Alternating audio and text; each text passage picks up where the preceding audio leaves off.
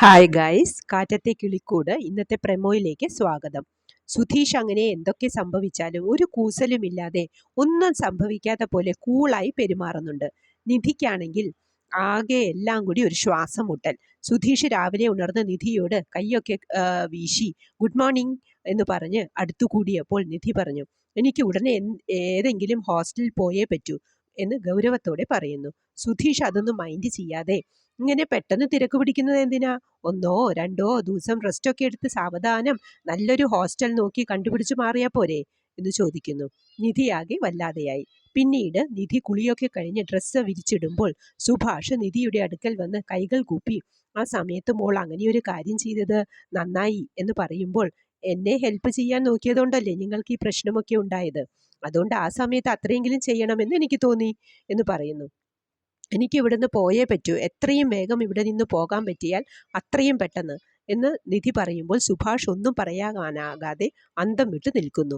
പിന്നീട് സുഭാഷും നികേഷും കൂടി രാവിലെ ജോലിക്കും കോളേജിലേക്കുമായി വഴിയിലൂടെ നടക്കുമ്പോൾ നികേഷ് പറയുന്നത്, ഏട്ടത്തി വന്നപ്പോൾ വീടാകെ മാറി. കൂറ മുണ്ടും ഷർട്ടും ഇട്ട് ജോലിക്ക് പോയിരുന്ന സുഭാഷ് ഏട്ടനിപ്പോൾ വെള്ള മുണ്ടും ഷർട്ടുമൊക്കെ ഇട്ട് പുറത്തു പോയി തുടങ്ങി എന്ന്.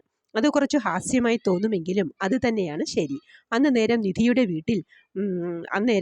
വീട്ടിൽ അരുണും രാജീവനും ഹേമയും സാന്ദ്രയുമൊക്കെ യാന്ത്രികമായി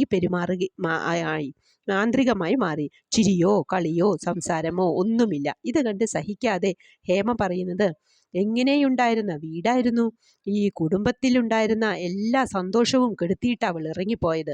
മഹാപാപി, ഈ മനുഷ്യനെ ഇങ്ങനെ തള്ളിയിട്ട് പോയതിൻ്റെ ഫലം അവൾ അനുഭവിക്കും എന്ന് പറയുന്നു.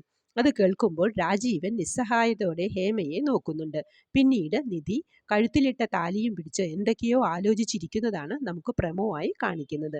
നിധിയുടെ നിസ്സഹായത അവസ്ഥയും നിധിയുടെ വീട്ടിലെ അവസ്ഥയും സുഭാഷിൻ്റെ കുടുംബത്തിൻ്റെ അവസ്ഥയും ഒന്നും കണക്കിലെടുക്കാതെ സുധീഷ് ഇങ്ങനെ ജോളിയടിച്ച് നടക്കുന്നതാണ് ഇനി അടുത്ത എപ്പിസോഡുകളിൽ നമുക്ക് കാണാൻ സാധിക്കുന്നത്. പ്രമോ ഇഷ്ടമായെങ്കിൽ ലൈക്ക് ചെയ്യാനും ഷെയർ ചെയ്യാനും സബ്സ്ക്രൈബ് ചെയ്യാനും സപ്പോർട്ട് ചെയ്യാനും മറക്കരുത്. എല്ലാവരും സപ്പോർട്ട് ചെയ്യാതെയും ഷെയർ ചെയ്യാതെയും സബ്സ്ക്രൈബ് ചെയ്യാതെയുമാണ് വീഡിയോ കണ്ടുകൊണ്ടിരിക്കുന്നത്.